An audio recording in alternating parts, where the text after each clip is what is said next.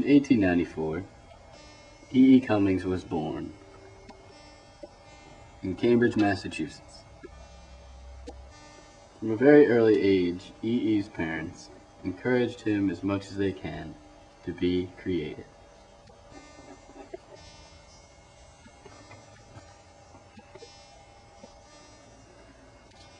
In 1917, he became a volunteer ambulance driver in France, where he became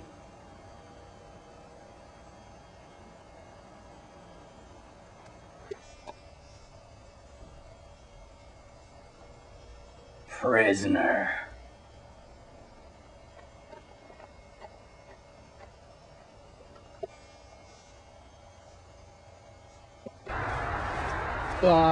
We have a Les Undatois, American fugitive, ambulance, driver. Wait, let's ask this man. Excuse me. Excuse me. Excuse me. Have you seen an American? No. I swear to God. Sure? You look. Swear to God, no. Hey! I swear to God, no. Turn the camera off! Turn the camera off! Where'd it go? It's so wet. After WW2, he studied art in Paris, France. He meant WW1. He then focused on his paintings and poetry in New York City throughout the 1920s, until he died in 1962.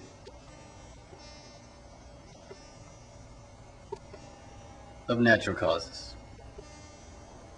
E.E. Cummings was often remembered for him pushing the boundaries of literary and grammatical rules. He would play with the English language and break all types of standardized rules. For instance, he never capitalized his name.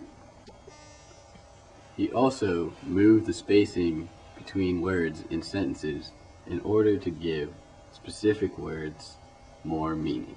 For example, take the sentence, Miss Rockwell's class is the shizzle. It might appear something like this. Miss Rockwell's class is the shizzle. Now the spacing makes the reader emphasize the shizzle. This became E.E.'s signature. And there it is. And now, E.E.'s #1 single, #1 on the countdown, the video FoFo. Oh, sweet, spontaneous. Bam! Oh, sweet, spontaneous earth, how often have the doting fingers of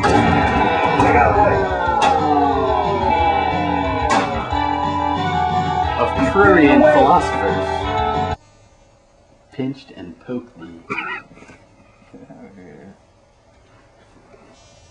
as the naughty thumb of science prodded thy beauty.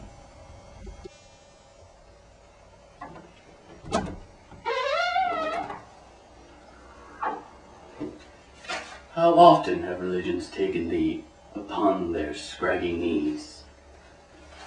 Courtesy flush. Squeezing and buffeting thee, that thou mightest conceive gods. But true, too.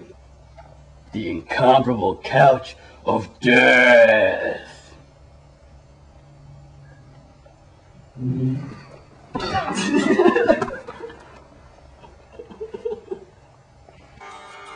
Thy rhythmic lover. Thou answerest them only with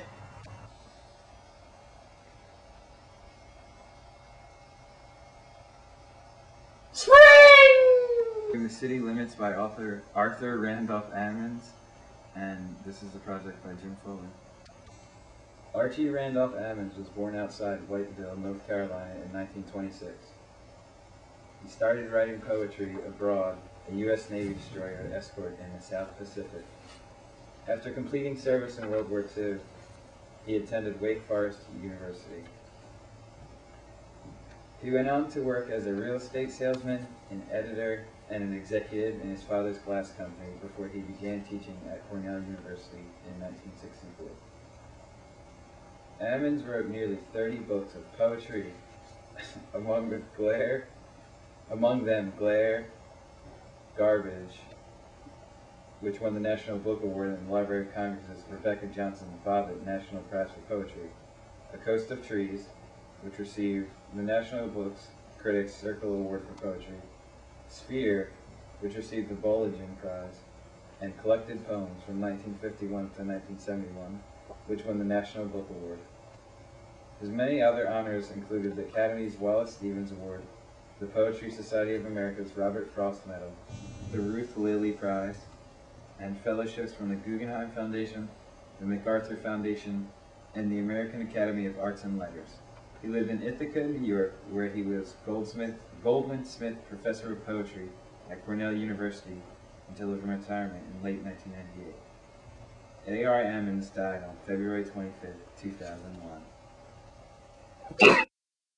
The City Limits by A.R. Ammons. When you consider the radiance that it does not withhold itself, it pours its abundance without selection into every nook and cranny not overhung or hidden.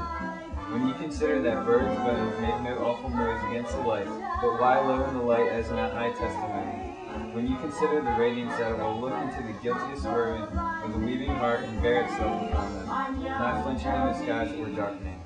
When you consider the abundance of such resources as illuminates the glow blue bodies of gold skin wings of flies swimming the John's guts with a natural slaughter or the coil of shit and in no way winces.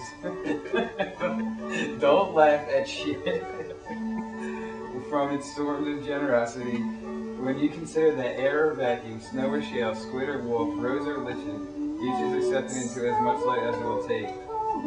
Then the heart moves roomier, the man stands and looks about, the leaf does not increase itself but above the grass, and the dark works of the deepest souls is of a tune with May bushes and fear, lit by the breath of such calm turns to praise.